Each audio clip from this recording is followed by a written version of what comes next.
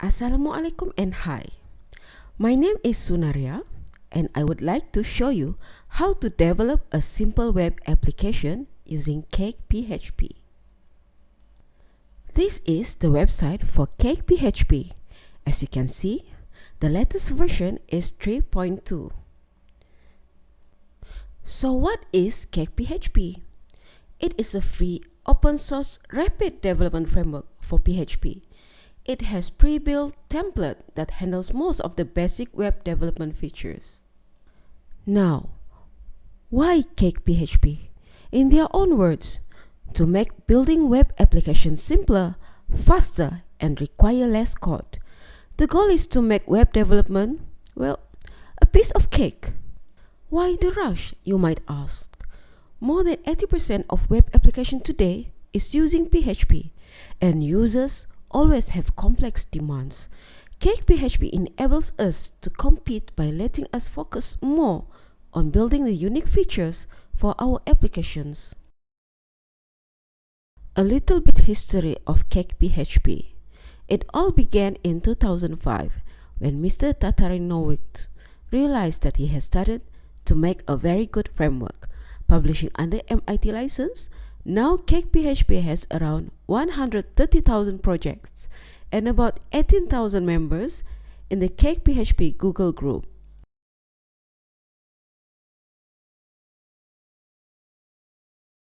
Before we start, I'd like to clarify a few things.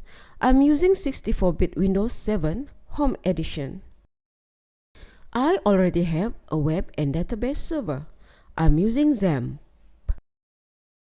Let us start the service. Click on the Start button on both Apache and MySQL.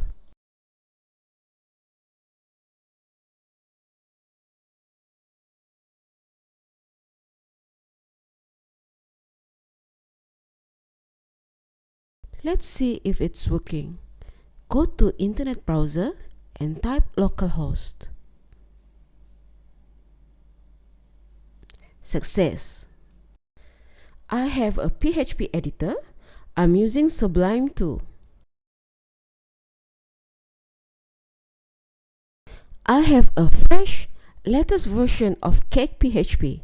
It means I have downloaded CakePHP from cake.org.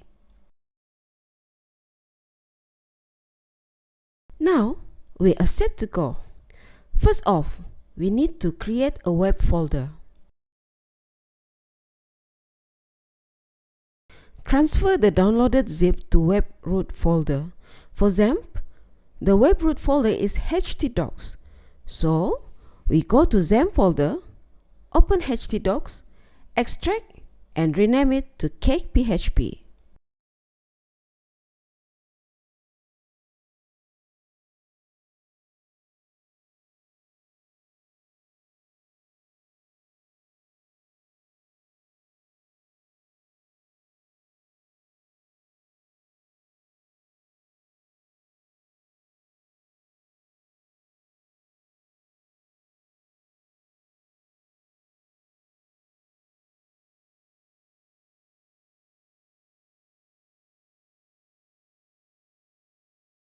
Let's see if it's working. Go to Internet browser and type localhost/cakephp. So, the oven is ready. Just scroll down. Now, the only thing not working is the database connection. We are going to create the database. For this video, we will be using CakePHP Quick Start Guide. Now Google CakePHP 3.0 Quick Start.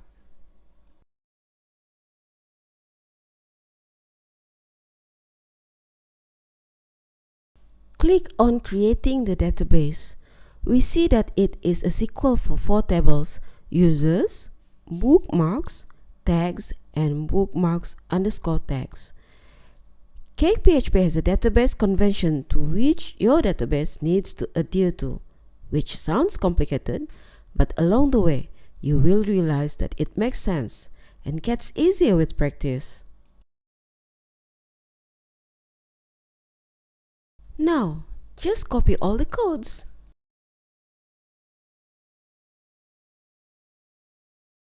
I'm using XAMPP, so the interface for MySQL is phpMyAdmin. I open another tab in browser, type localhost, click on phpMyAdmin.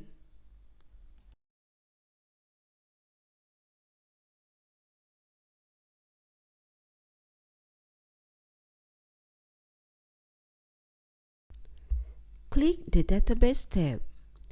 On Create a Database, I named my database as CakePHP_DB.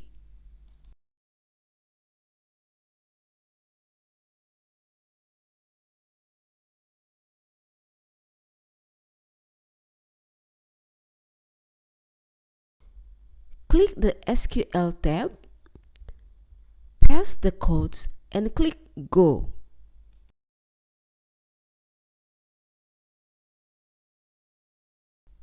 Click on the Structure tab and you'll see the tables already created.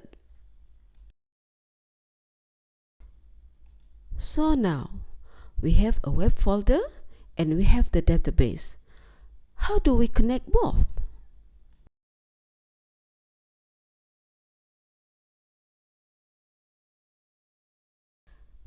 Open the CakePHP folder. Click on the config folder. We will configure the connection here. Open app.php. You may use a PHP editor for this. I'm using Sublime 2. Find data source. Since I use XAMPP only for testing purpose, I don't use any password. So I will configure it like this. Host, it stays as localhost. Username, root, since it is the default. Password, leave it empty.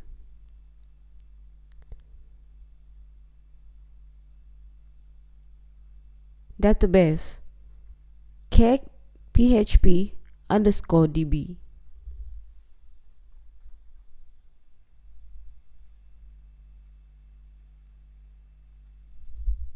Save the data. Let's see if it's working. Go to internet browser and type localhost/cakephp. So, voila, everything is ticked well and proper. But how about the database we copied? Where is the data? Why do we even need to create it? I would like you to browse the src folder. Let us minimize the window. Now, there are template folder, model folder, and controller folder. Let us open all these folders in another separate windows.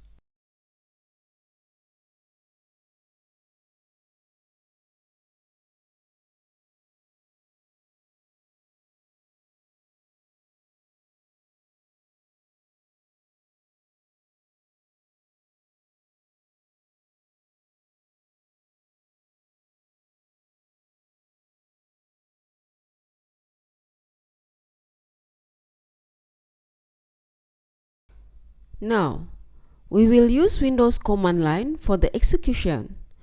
Before we can use this, we have to make sure that Windows recognize the command. Right-click on the computer, Properties. Click Advanced System Setting. Click on the Environment Variables.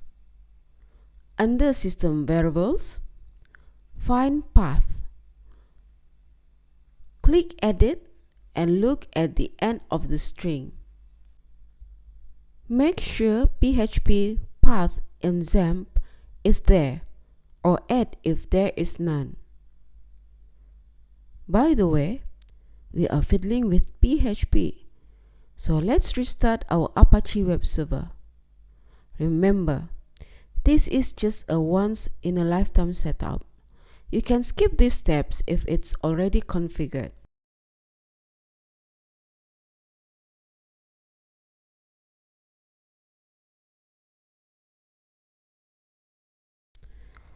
Now, open command prompt. We need to get to the bin folder in CakePHP.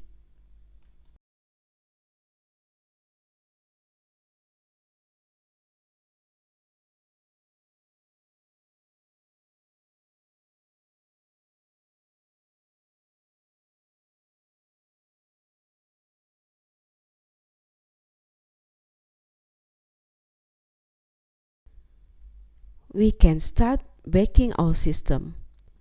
Type cake back all users. Why users? Because we have a table named users. Let's look at our template, model, and controller folders. Is there any difference? Now, we check our browser. Refresh. Still nothing? Try add /users at the end of URL.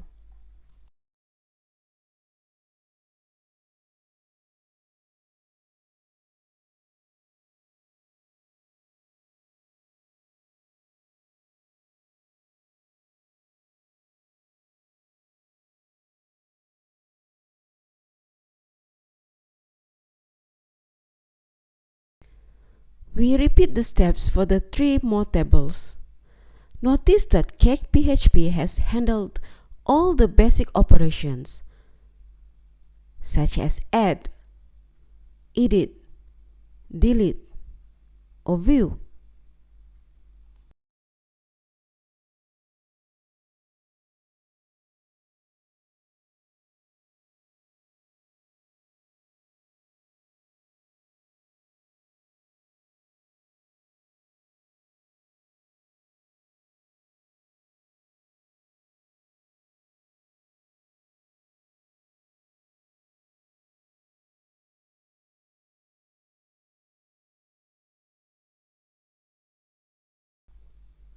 This is why they call it Rapid Development Framework.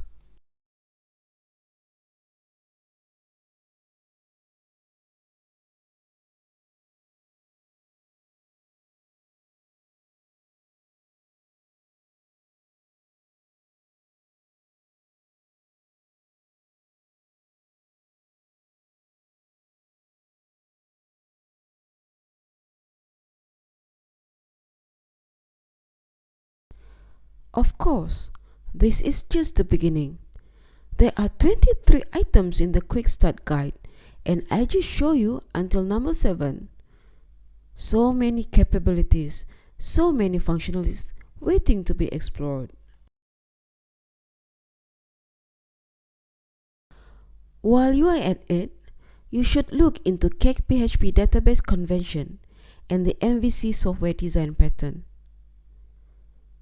And when all is in place, you should look to beautify it. Well, maybe by using Bootstrap. For that, I leave you to explore. Thank you.